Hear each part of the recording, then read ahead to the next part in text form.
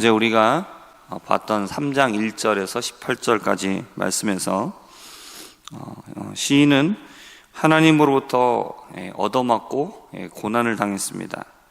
그리고 그가 부르짖을 때 하나님은 그 부르짖음을 거절하셨고, 마음의 평안이 없어진 이 시인은 자기 스스로 생각을 하기를 이제 더 이상은 희망이 없구나, 이런 생각을 하게 이르게 됩니다.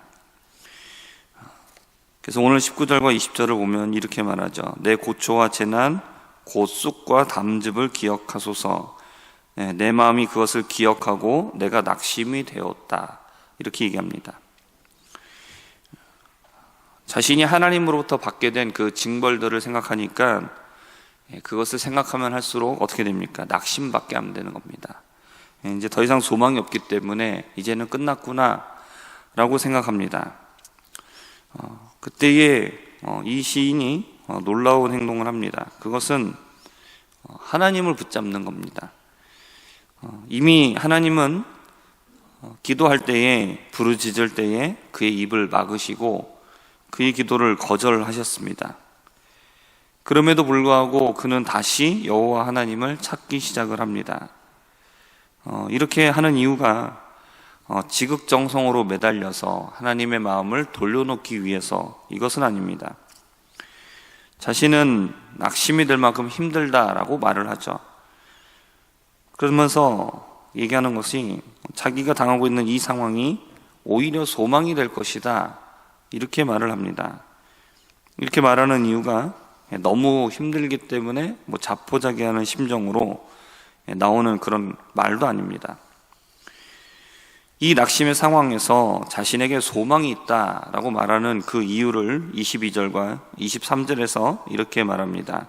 우리 22절과 23절을 함께 읽어보겠습니다.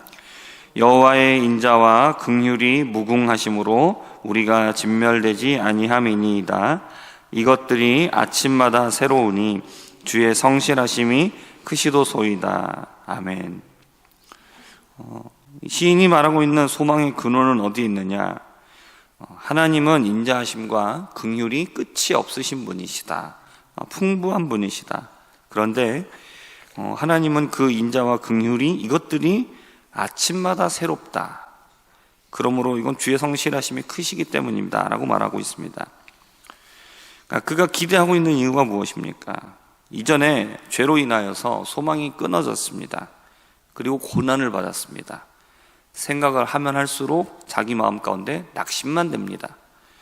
하지만 그 낙심으로 끝나는 것이 아니라, 이것이 소망이 될 수 있는 이유는, 내가 지금 고난을 받고 있지만 이것이 소망으로 바뀔 수 있다라고 확신하는 이유는 하나님이 끊어버리신 그 인자와 긍휼하심이 자신에게 다시 시작될 수 있다라고 생각하기 때문입니다.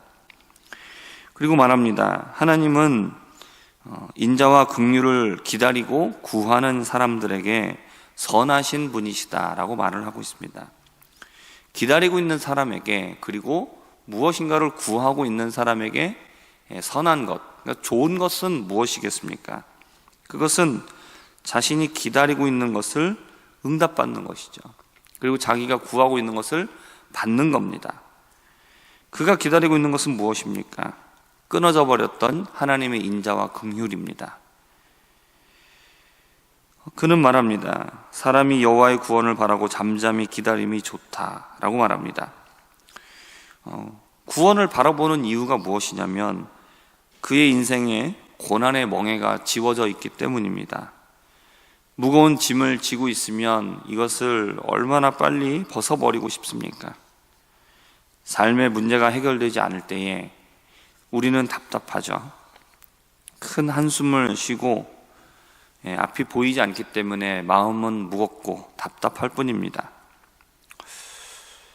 너무 답답하면 우리가 어떻습니까? 이거를 누군가에게 말하고 싶고 얘기하고 싶고 또 빨리 벗어버리고 싶은 마음뿐입니다. 그러나 시인은 말합니다. 혼자 앉아서 잠잠하라. 그 이유에 대해서 이 멍에를 주님께서 짊어 주셨기 때문에 지게 하셨기 때문이다 라고 말합니다. 여기서 메고 있는 멍에가 뭡니까? 죄 때문에 지은 인생의 고난입니다. 우리가 삶이 해결이 되지 않고 답답한 이유는 무엇이냐? 죄에 대한 형벌로 하나님께서 우리 삶 가운데 우리가 하는 일들이 되지 않도록, 어제의 표현대로라면 길을 곧장 가야 되는데 그 길을 굽어치게 만드시는 거죠. 돌을 쌓아서 막으시기 때문입니다. 우리를 애워싸기 때문입니다.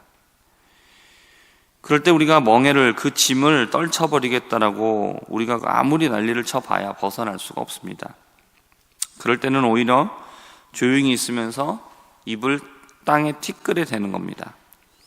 자신을 낮추고 주님 앞에 엎드려야 하는 것이죠. 어느 정도까지 엎드려야 되느냐? 자신을 치는 사람이 있으면 그것에 대하여 항의하지 않고 오히려 뺨을 돌려대는 겁니다. 다윗이 그렇게 했습니다. 아들 압살롬이 반역해서 예루살렘을 버리고 도망가는 그 중에 시므이가 다윗을 따라오면서 옆에서 계속해서 비방하고 조롱했습니다.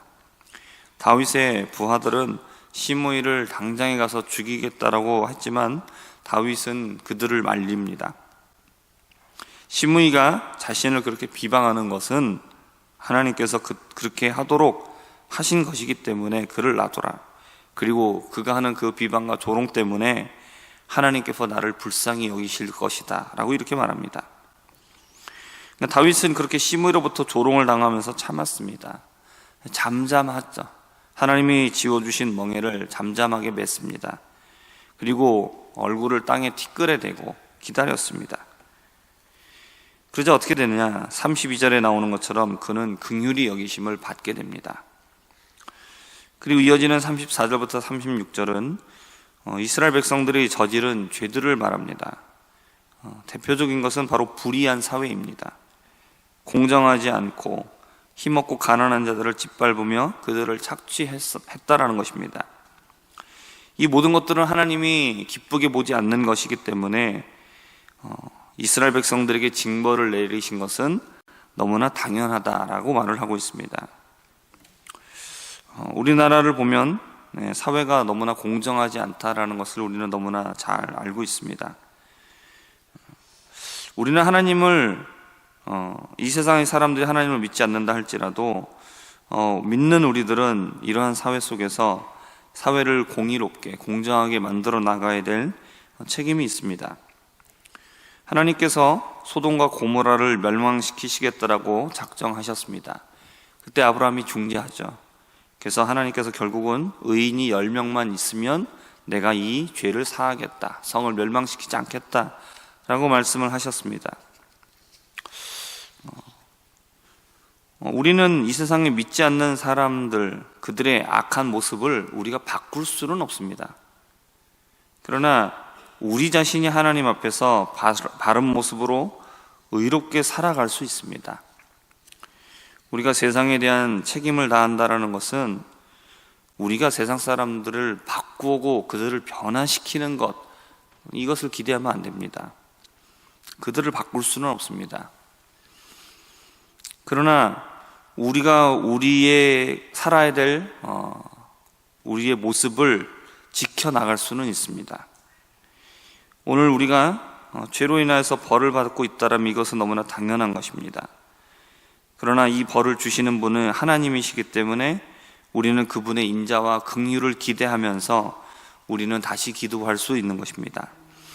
지금은 힘들고 어렵지만 하나님께서 나의 겸손함과 하나님을 간절히 찾는 그 모습을 보시고 인자와 긍휼을 다시 부어주실 것이다, 회복해 주실 것이다, 이것을 우리는 기다려야 합니다.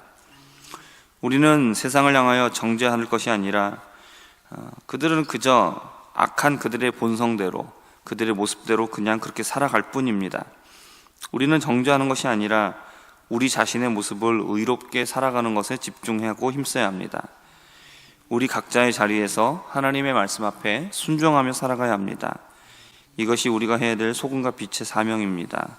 이것을 다해 나가는 우리 모두가 될 수 있기를 주님의 이름으로 축복합니다. 기도하겠습니다. 하나님 아버지, 우리가 삶 속에서 우리가 당하는 여러 가지의 많은 고난과 어려움들은 우리가 하나님의 말씀대로 살지 않아서 우리가 받게 되는 하나님의 징계와 벌이 될 때가 많습니다. 하나님, 우리가 그럴 때에 우리가 소망이 끊어진 것 같지만 우리가 소망을 가지고 기다릴 수 있는 것은 하나님의 인자와 긍휼이 무궁하시며 이것이 아침마다 새롭기 때문인 줄 믿습니다. 우리가 그 하나님의 인자와 긍휼을 바라보고 잠잠히 기다릴 수 있게 하여 주옵소서. 우리가 하나님께서 원하시는 하나님의 사회에 정말로 정의롭고 공의로운 사회를 위하여서 우리의 모습을 바르게 하게 하시고 우리가 하나님의 말씀을 따라 의롭게 살아감으로 하나님 우리의 책임을 다하며 또한 우리가 믿는 사람으로서 소금과 빛의 역할을 잘 감당해 나갈 수 있도록 하나님 우리를 도와주옵소서. 예수님의 이름으로 기도합니다. 아멘.